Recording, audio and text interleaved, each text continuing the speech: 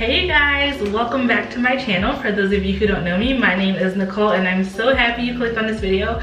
So in today's video, I am going to be answering some questions that you guys have been asking me over the past couple of months. So without further ado, let's go ahead and get into it. Give this video a big thumbs up. Don't forget to subscribe and let's go. So first question comes from Corey Bell and it's, "Hi Nicole, I hope you're well. I am looking to transition into accounting, but I only have an MBA with pretty much no experience in accounting.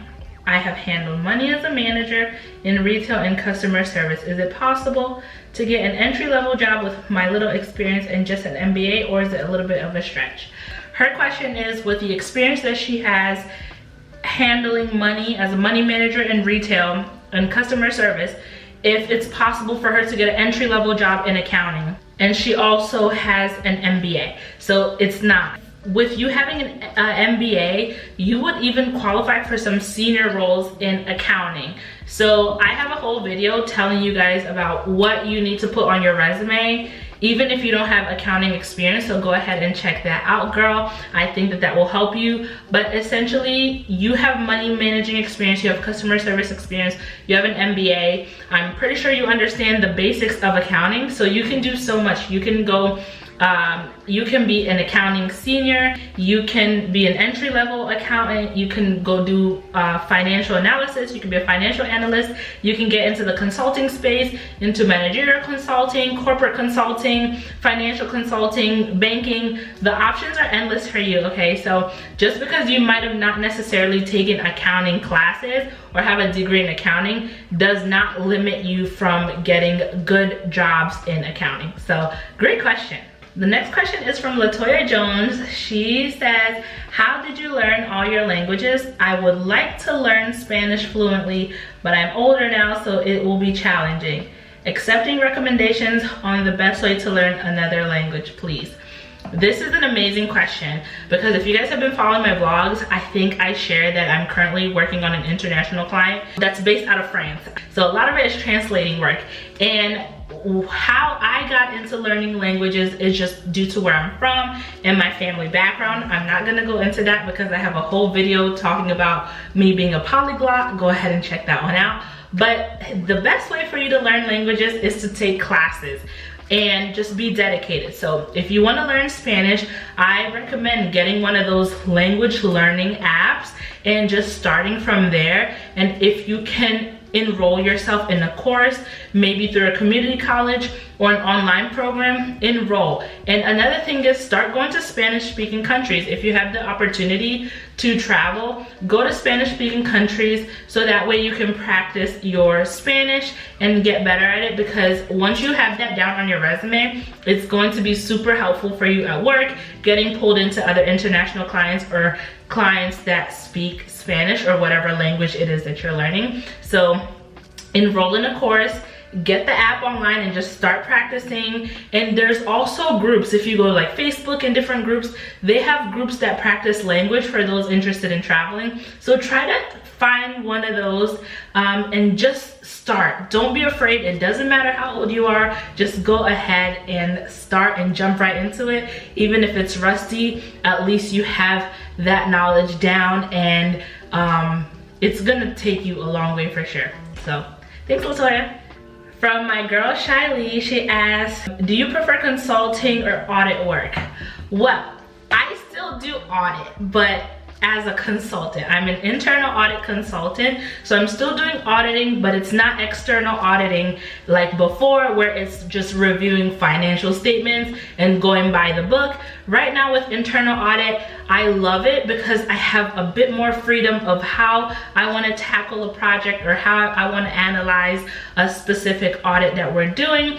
And you're going right back to the client and you're telling them, hey, these are the flaws that we found in your system and your processes. This is what we think you should do per industry standards and also just best practices to make it better, so that it can help them when they are being audited with the external auditors. They already have a leg up, and just helping their overall processes improve. That's something that I really love about internal audit versus external.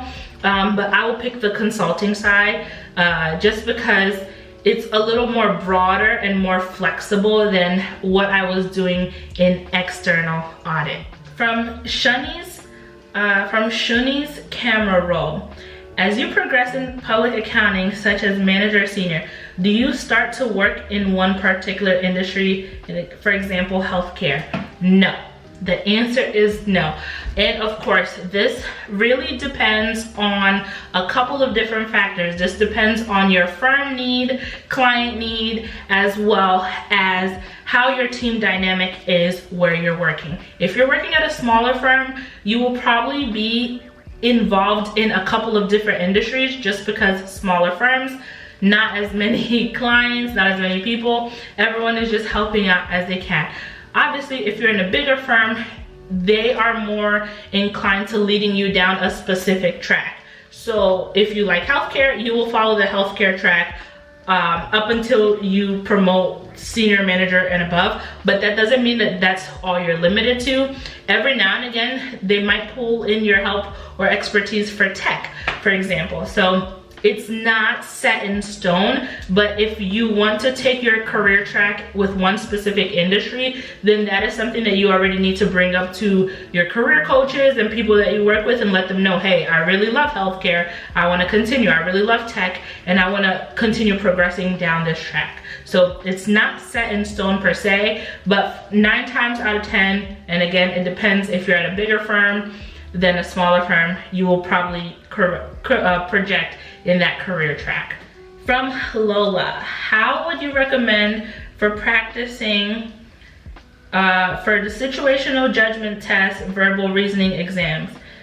Do you recommend any paid apps or websites? So I'm not sure what the situational judgment test is. I think that's something that doesn't happen in the US, but for any exam, my tips are study as much as you can. If there's textbooks that you need to get, go ahead and get those textbooks. Practice this situational questions. You always want to analyze it from different sides. Write down your top 3. Like, first of all, first you want to write down what is the situation about, and then write down top 3 solutions that you can think of, right? And take it from there and convert that into an exam for yourself. So definitely study whatever books you can, see what's out there online, join a study group. That's definitely helpful. If you're joining a study group, practice with any kind of exam you're going to take. The more you practice, the more you understand the material, the better you're going to do on the exam. And I was asked on Instagram about my pots and pans, what I use for cooking. I purge a lot of the pots and pans that I show you guys over on Instagram, and sometimes on here, they were wedding gifts. Most of them are wedding gifts, but a couple of new ones I've picked up from Home Goods and from Burlington Coat Factory. I tried to get the ones that are non-stick. So yeah, if you guys want me to do like a shop with me one day, just let me know, and I don't mind sharing that. And I was asked by Jilly May 89 how to deal with team members who are extremely bad at jobs, not like bad attitude or lazy, but they just don't get it and causes 10 times more worker stress. So we've all been there. I don't think that anyone's excluded from this. We have all been in a work environment or a situation at work where we just didn't get it. And the thing is, and we've also worked with people who just didn't get it. I would say ask them, like, hey, how's it going? Reach out and see how you can help, and then take time to help them understand. So I did have that experience recently with an analyst that I was working with, and overall it was just really trying to help them understand. Some people, you give them tips and they get it, and some people just don't. It just happens, and we're not always going to master everything, but definitely reach out, see what ways you can help them, and ask them if they're understanding it, or what can you do to help them get the work better. Like, that's all you can do, but don't become negative towards them or label them that they can't do their work or that they're incompetent. Sometimes it's just they're not getting it because of their learning style. So you need to consider that. And then I was asked to do a video on how I cleared my student debt, where to start. I still have student loans that I'm paying off, but I do have a game plan. And of course, right now student loans are extended, but I do have a payment plan that I've worked into my monthly budget for my finances, and I go from there. And right now, there was a period of time during this no repayment period where I was paying a lot more towards certain loans, so like paying them off in full. I would save and then just like pay it off. So if it was like $1,000 total for one loan, I would pay off that $1,000 in full. So I would just save for it and then pay it. But I just have incorporated it into my monthly budget for payment plan. So whenever I pay it off, I'll let you guys know. And also, people have been asking me like fertility post surgery, all of that. You guys, I've been doing great, thank God. I'm finally at a place where like I'm feeling like my body's getting back to normal. It's still not 100%. Y'all, like fibroid surgery is no joke. No matter how little or how many fibroids they take out, it affects your body, it affects your hormones. But thank God I've been doing much better. If you guys want a separate update from that, let me know. I have like scarring, and sometimes my incision sites still do hurt every now and again. I lose my breath a lot easily, and I'm trying to get back into physical activities now, which now that I'm feeling myself little by little, but I'm literally just taking it day by day. But overall, post-surgery, I've been doing better. Someone asked me the process that I took to become an accountant and if I like the field. I've shared how I became an accountant. Check out those videos. I love the accounting space because it's so broad and there's just so much that you can do with it. So you can never go wrong with getting into accounting because it's not limiting as much as people would like to think. Do I see myself settling down in New York? No, I do not. I love New York. I've loved the experience of living in New York, but with where we're trying to go with finances and just other personal life goals, we do not see ourselves settling in New York, at least not now. What advice would I give to myself from 5 years ago?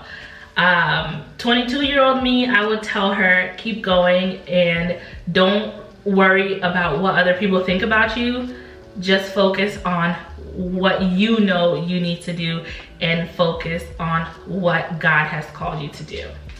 And the last question that I'm going to answer is, how did I convert, or like my story about like me getting saved? I have a video on it, but my testimony. But overall, I got saved when I was 18. I grew up as a pastor's kid, but when I was 18, I gave my life to Christ. And then this year, earlier this year, I did get baptized, which was amazing. Sorry you guys, my camera died, so I had to switch to my phone just so we can wrap up the video.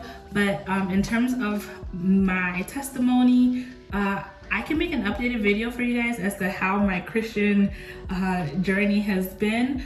But I do have a video that I made a few years ago, which you guys can go watch, about how I got saved. And like I was saying, I got baptized this year, which amazing. And remember, I told you guys I gave my life to Christ when I was 18. And before that, I had been baptized because of my parents, all that.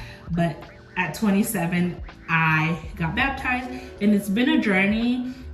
Things haven't been easy, but that's the life that we're called. Being a Christian doesn't mean you're gonna have roses, like your life is gonna be perfect.